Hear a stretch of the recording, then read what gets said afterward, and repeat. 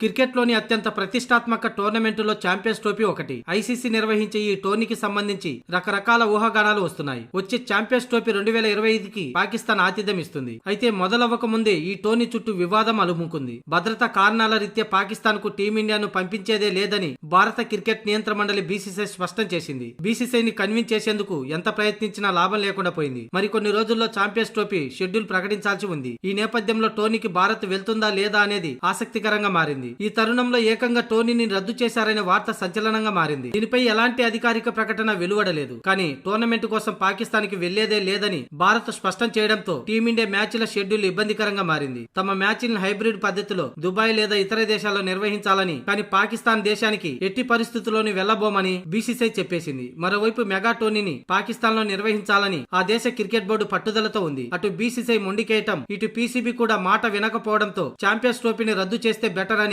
ICC పెద్దలు భావిస్తున్నారని వినికిడి. Champions ట్రోఫీకి సమయం కూడా లేదు. ఇప్పటికే 100 రోజుల కౌంట్ డౌన్ కూడా స్టార్ట్ కావాల్సి ఉంది. ఇటు చూస్తే పీసీబీ, బీసీసీఐలు మొండికేస్తున్నాయి. దీంతో టోర్నమెంట్ కు రద్దు చేయడం లేదా వాయిదా వేయడం మీద ఐసీసీ ఫోకస్ చేస్తున్నట్లు తెలుస్తున్న సమాచారం. అయితే ఐసీసీ మాత్రం షెడ్యూల్ ఫిక్స్ కాలేదని కారణం చెబుతున్నా హైబ్రిడ్ మోడల్ కు పాకిస్తాన్ బోర్డు ఒప్పుకోకపోవడం, టీమిండియాను పాకిస్తాన్ కు పంపేదే లేదని బీసీసీఐ కరాఖండిగా చెప్పేయడంతోనే ఐసీసీ ఈ డెసిషన్ తీసుకోవాలని డిసైడ్ అయినట్లు క్రికెట్ వర్గాల్లో వినిపిస్తుంది. ఫిబ్రవరి 19వ తేదీ నుంచి మార్చి 9వ తేదీ మధ్య ఈ బడా టోర్నీ నిర్వహణకు ముసాయిదా షెడ్యూల్ ని ఇప్పటికే పీసీబీ బోర్డు ఐసీసీకి అందజేసిన విషయం తెలిసిందే. కానీ టీమిండియా మ్యాచ్ల కోసం హైబ్రిడ్ మోడల్ కావాలని బీసీసీఐ నుంచి ప్రతిపాదనలు రావడంతో పాకిస్తాన్ బోర్డు దీనికి ఒప్పుకోకపోవడంతో ఈ టోర్నీ నిర్వహణ మీద సందిగ్ధత కొనసాగుతుంది.